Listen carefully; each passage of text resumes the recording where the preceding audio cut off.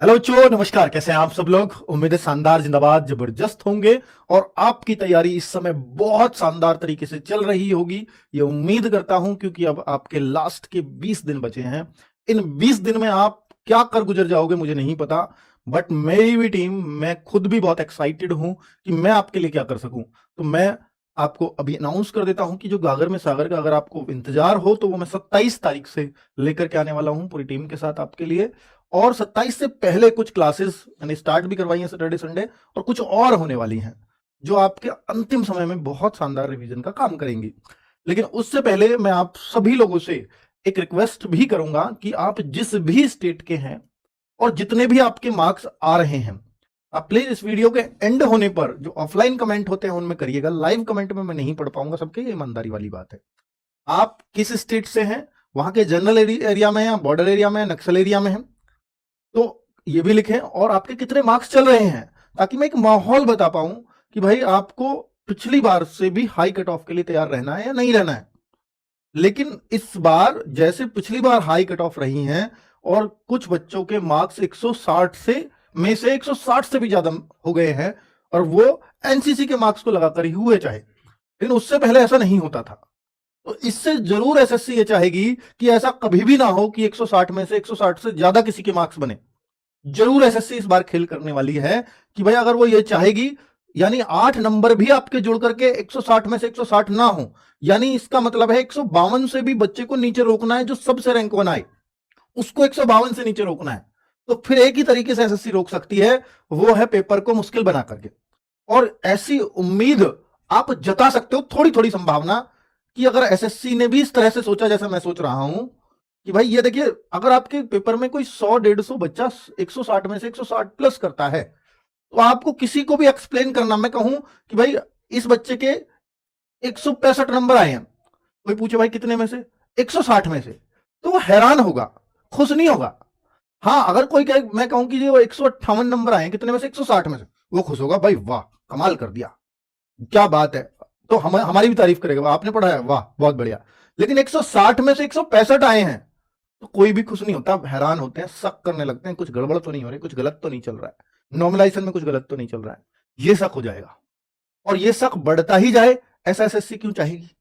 और उनके सामने एग्जाम्पल आ चुका है इस वाली भर्ती में कि भाई अब कम से कम अगर इस तरह की चीजें नहीं होने देनी, तो फिर पेपर को मुश्किल बना करके ही इसको रोका जा सकता है, और कोई तरीका नहीं है।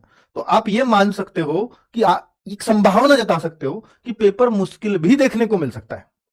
ठीक है, तो ऐसे हमेशा ये मत मानना कि पेपर आसान ही आए, या जैसा मैं आपको मॉक टेस्ट दे रहा हूं, मैं दे रहा हूं प्रीवियस ईयर के अकॉर्डिंग, उससे थोड़ा बहुत मुश्किल ही होगा मेरा मॉक टेस्ट, उससे उससे थोड़ा बहुत मुश्किल ही होगा, आसान तो बिल्कुल नहीं है।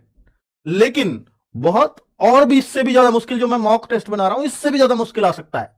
और मैं एक दो मॉक टेस्ट आपको इस बीच में दूंगा भी, आप हताश या परेशान मत होना उस दौरान, अगर मैं कोई मॉक टेस्ट बीच में थोड़ा सा टफ डाल दूं, ये सोच करके, क्योंकि मुझे नहीं पता एसएससी इस बार क्या करेगी, और जो करेगी वो 4 तारीख को बताऊंगा भी कि आपको डरने की जरूरत है या नहीं है, या आपका सेफ अटेम्प्ट क्या हो सकता है, ताकि जो 4 तारीख के बाद के बच्चे हैं उनको एक श्योरिटी मिल सके कि सर बहुत ज्यादा, मतलब हमें परेशान होने की जरूरत नहीं है, बस अपने पेपर को तसल्ली पूर्वक करने की जरूरत है। बच्चों क्या होता है ना कि कई बार जैसे हम पिछली कट ऑफ को ध्यान में रखें, 4 तारीख वाले बच्चे किस माइंडसेट से जाएंगे, क्योंकि मेरे पास भी आइडिया नहीं है, उनके पास भी आइडिया नहीं, किसी के पास आइडिया नहीं है। 4 तारीख वाला बच्चा जिसका 4 फरवरी को पड़ेगा, वो इस माइंड सेट से जाएगा कि 150 करूंगा। भाई यूपी का बच्चा, एमपी का बच्चा जिनकी कट ऑफ आई जाती है, वो तो ये सोच के जाएगा ना कि मैं 150 का पेपर करने जा रहा हूं। 150 मींस 80 में से 75 क्वेश्चन मुझे सही करने ही है, तभी मेरा नंबर आएगा, ऐसा सोच के जा रहा है कि नहीं। अगर वो ऐसा सोच के जाएगा, और वो सोच के देखो, अगर उसको 3-4 क्वेश्चन शुरू में मैथ में टफ मिल गए, या रीजनिंग में सीरीज ऐसी दे दी उठपटांग 2-3 क्वेश्चन, तो वो कहेगा यार मैं रीजनिंग में तो ये मानता था मैं 19-20 ही करूंगा, और शुरू के 3 क्वेश्चन ऐसे आ गए जो मुझसे बन ही नहीं रहे। तो वो ये मान लेगा कि अभी तो जीएस भी पड़ी है, अभी तो मैथ्स भी 1-2 क्वेश्चन परेशान करेगा, तो ये मान लेगा कि मेरा 75 नहीं होना, और उसका हो जाएगा दिमाग खराब, यानी सारी मेहनत गई पानी में। और सारी मेहनत पानी में गई तो फिर वो अच्छे माइंडसेट से पेपर को नहीं करेगा, और जब वो अच्छे से नहीं करेगा तो जो वो कर सकता था वो भी वो नहीं कर पाएगा।